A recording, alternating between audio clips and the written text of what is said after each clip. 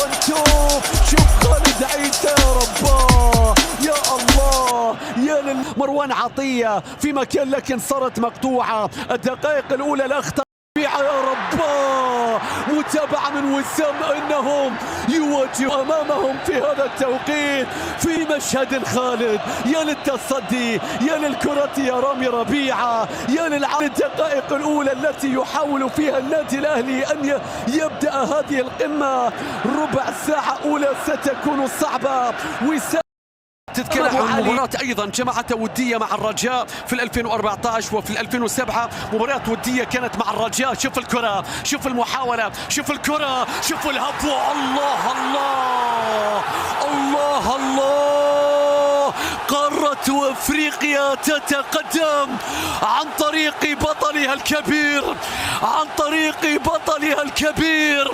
نعم الأهلي يتقدم. الأهلي قارة الأهلي قارة. يا للهفوة التي يعاقب عليها وسام مع الرجاء في 2014 وفي 2007. شوف الكرة شوف إلى إمام عاشور. إمام عاشور يتقدم. إمام عاشور الكرة معاه ما زالت المحاولة قائمة والتمريرة. الكرة باتجاه يحيى عطية الله. ممكن العرضية ممكن العرضية راسية تبعد تصويبة يا رباه. الكرة من إمام عاشور.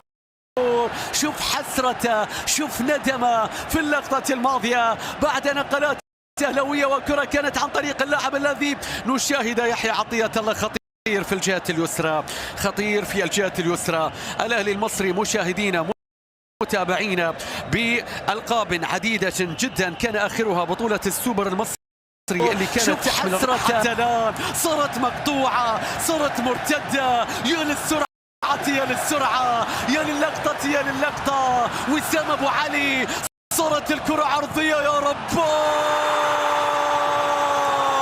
هذا الأهلي في مناسبة عالمية وهدف عالمي. دفاعات خالد عيسى في هذه اللقطة. وسام أبو علي هدف من إمام والأهلي إلى الأمام. لقطة عالمية قارية بكرة مرتدة خيالية ينفجر من خلالها مدرج.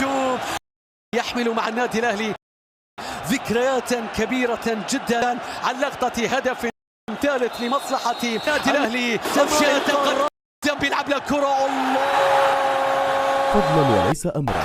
ادعمنا بلايك الفيديو واشتراك في القناة.